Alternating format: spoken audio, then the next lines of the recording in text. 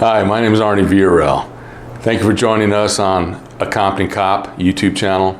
If you like what you see, please subscribe and hit like. And please enjoy the next video we're about to show.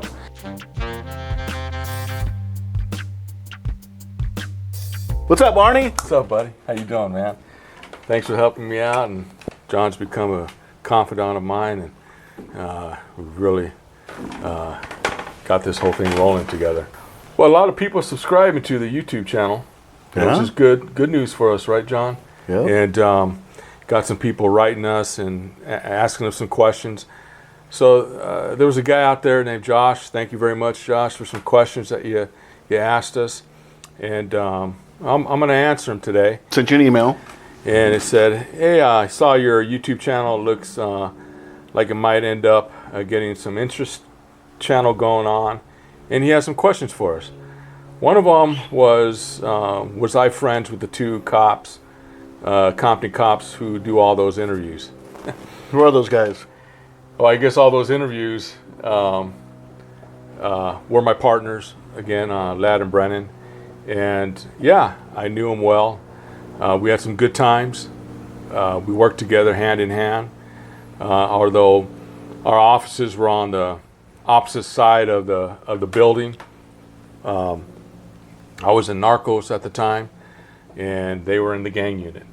You know, of course there were other officers in the gang unit as well. You know, and I did work with them hand in hand. Did several search warrants with them throughout the years. They're good cops, great guys. You know, to work with.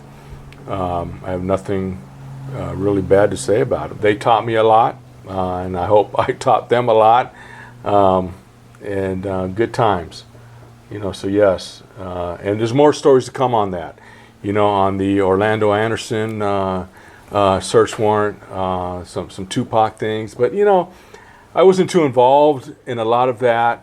Them two guys were. Also, the Biggie Smalls thing helped them out on some search warrants there. And some other investigations that we worked hand in hand with. The two guys, Josh, are doing all the interviews. Brennan And Ladd. What you've seen their interviews on YouTube? What do you think of them? Yeah, I think I've only seen one. I got to go back and maybe look at them. But the one I saw, yeah, man. Ladd, you've gotten old, just like me. Great. You're an old man, dude. Yeah, Tim. You still look the same. Good God, man. One of the questions that stuck out of my mind from the interviewer was, did they see the movie Straight Outta Compton? And I could see the look on Brennan's face, and Ladd just, and they didn't see it. No, I didn't see it either. Because we lived it. We were there. Do you think that movie's biased? In what ways, John? What do you mean biased? Biased against the cops? Of course. They always are. The good and what rap is coming out to, yeah, it's got to make them look favorable so that they're making the money. Hey, man, great. More power to them. But my character and loyalty, I guess I can say it. The reason why I didn't see it is because one, we did live it, John, and two, I didn't want to give them the satisfaction of spending money on that movie. Well, there's two sides to every story, right? I'm not going to comment on it because again, I didn't see it, John. Were any of the rappers that came out of Compton real gangsters? Yes and no. One of them that I think was a true gangster that, really hit home was DJ Quick. We would always see him at the rear of the Compton Fashion Center selling his tapes, really trying to get known out there. Just hustle? Just hustling, man. Me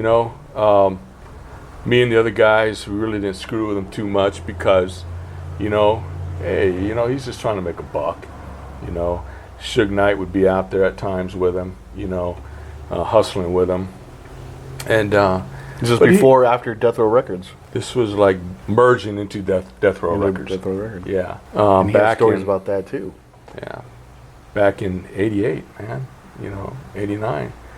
Right when it was merging into that birth of Death Row Records. 30 years ago. Good God, it's been that long, huh? 30 years. 30 years, dude. Holy crap.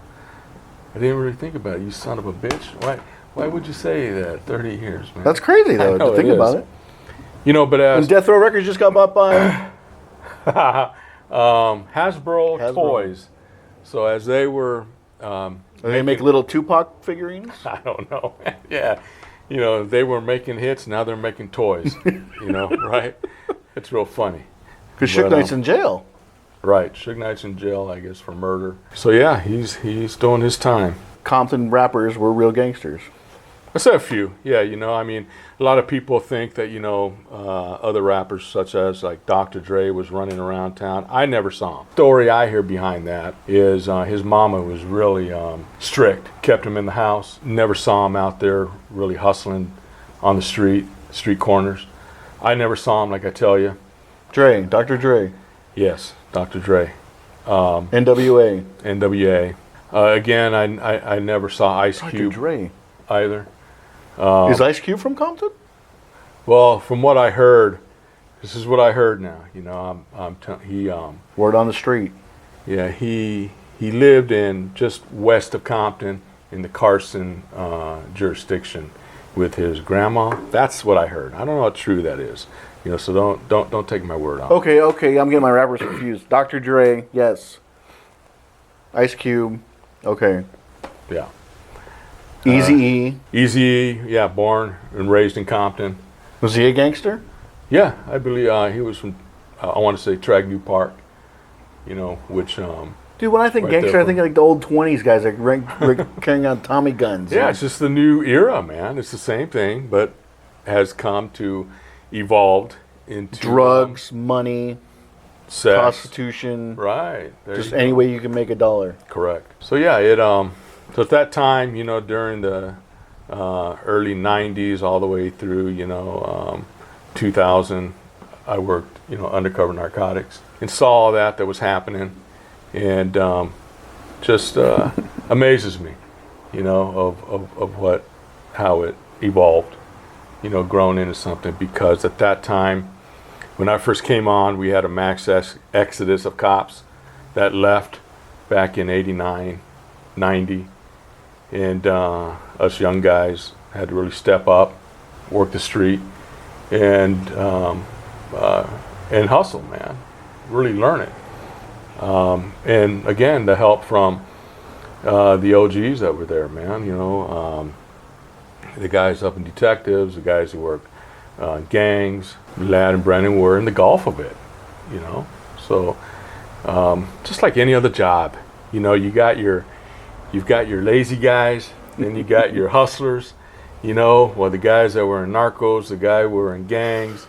We're the hustlers, man. The guys that were in the homicide unit at the time, were hustlers, trying to get out there and get it done. I remember when we all got Suge Knight, he got arrested for some parole violation or probation violation.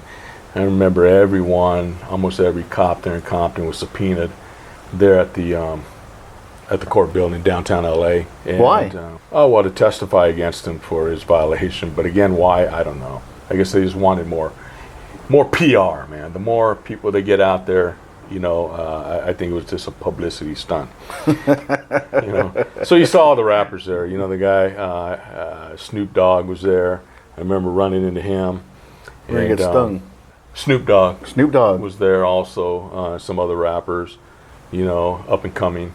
Running into him because I guess some people out there in the Midwest, according to this question, according to Josh, is that read it. I'm from the Midwest, and it is widely believed that none of the original LA gangster rappers from the 80s and 90s were real gangsters. So was anyone real, or were all of them just rappers? Were rapping about other people's lives in the hood. Sincerely, Josh. There were some rappers out there that were up and coming, but just never got the recognition, you know. So yeah, they were from the hood. I can't name them all off right now, but I tell you, one that comes to mind, like I said, is DJ Quick. And there was another rapper up in Oakland, and some other guys that just couldn't get out, you know, because NWA and some other rappers were just sweeping the whole, you know, rap game in that. And at that time, What do you mean couldn't get out? couldn't get their music records out? their music out. Recognition? Didn't have the connections, right? Because NWA just Yeah, then you dominating? had, correct. You know, you had Dr. Dre, you had Ice Cube, you had Snoop Dogg coming up, you know, and Eazy-E, you know, splitting from Death Row Records and all that happening. So as, you know, there was a good tug of war happening. And again, you know, I was privy to some things and other things I wasn't, you know. And a lot of guys ask me, John, you know, what, don't you remember these gangster names and things like that? You know, I have to tell you, you know, I didn't want to remember them, man. You know, they were like a bad flu to me. Really? Yeah, you know, I didn't. They hated us as much as we disliked them. You know. And So if you tackled one of them, you're not gonna. Oh, hey, I know you. Can I get your autograph? yeah, you know, there was no love there. No love. You know, respect, possibly, a little bit, but no love there. You know, but So there's a mutual understanding there. yeah, A mutual no love. as law enforcement 30 years later, it's gotten difficult for us, and look at, you know, In Compton or anywhere being a police officer. across the whole nation, the Oh. respect. What's her name? Kaepernick taking a knee.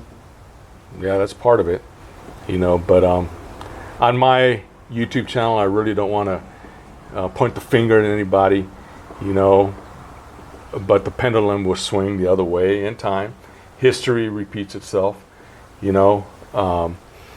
And I just want to stay positive and give recognition to the cops that are still out there on the beat, hustling, not getting lazy. And because that's one thing you cannot do as being a cop, you know. I think that's how, you know, all of us survived, you know, by you know, hitting that 10 while you're out there in the street, always being on a 10, always being alert, you know. And it We had a killing of an officer right here 2.5 weeks ago, 3 weeks Right. ago. It was Right like 8 on. miles from here. right. He was gunned down on by the 215 freeway in Moreno Valley. the Chippy, you know. Again, you know. Then you got that there other are- shooting in Texas. You know, but one thing I think I have to say is that what to correct the problem, and this is just my opinion, I think the death penalty needs to be swept up again. People that are on death row, they need to die. Yeah, there's You know. people that do not deserve to live in society. Right, and I think that's just my opinion. I think, you know, they be held accountable for what they've done, Oh, and yeah. that's the ultimate price. And Well, check this out. Richard Ramirez, the Night Stalker, who is arrested here in California, up in near San Francisco. He was on death row for 30 years. He died in jail, or prison, I believe, of cancer. right, In I think you're right. 96. Anyways, Well, no, it was like 2005, 2006. You know how much money the state spent keeping that idiot alive? It's got to be in the millions. Dude, He lived a good life. Got to marry a person in jail. he killed Yeah. women, boys, little Right. girls, men. The Yes. Night Stalker. It's ridiculous, dude. I'll tell But you that's a about whole nother. Yeah, I'll tell you about my organ relocation program. Sick man, John. You are a sick man. You know. We need to But, start the Arnie and John Bundy show. I think we do. That would be great. But Josh, thank you for your questions. We do yeah, appreciate thank you very it. much, man. If you have more, keep 'em anybody else coming. has more? Got another one that came about just off the top of my head. This person's asking me for, come on, give us some juice of what really happened in Compton in a short sense of it. They're coming. It's just 30 years later, and you're trying to remember these things, and try to get other coppers out there to join me and be interviewed. And I do have a partner that I met up with, Marcos. And, Marcos. we have his. We're working on his interview right now. Good man. He just lost his wife a couple months ago, and Chris, lovely woman, and great mom, and she'll be missed. And Marcos, a great friend of mine, that he's still hanging in there, but his videos will be coming out, that we interviewed him with on,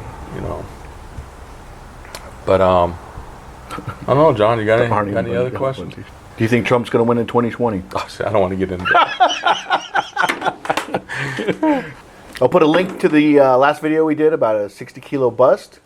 But Josh, thanks for your questions. And Arnie, what are your 3 life lessons? Again, John, my 3 life lessons is John 10:16. We have one shepherd, prayer and love, respect for everyone. 2 is use your darn turn signals. Come on, people. Again, be respectful. And 3, push your chair in at restaurants and even at home after you're done at the dinner table. Be respectful. Those little things will go a long way, and just keep adding on top of that. God bless you. Love you. Stay alert. Stay alive.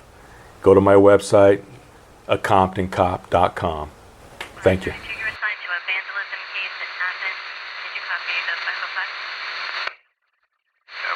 Again, if there are any other retired cops out there or cops that want to be interviewed, please contact me at narcos@comptoncop.com, or hit like and subscribe and leave me your information, and I'll get in contact with you. I hope you enjoy these stories. Some of them are funny, some of them are sad, and there are going to be some good ones out here. The 3 things, remember, is to love and pray. Second is to use your turn signal when you're driving. And 3rd, push a chair in after you eat at a restaurant. Let's start respecting each other and have a good time in life. Maybe that'll calm some things down.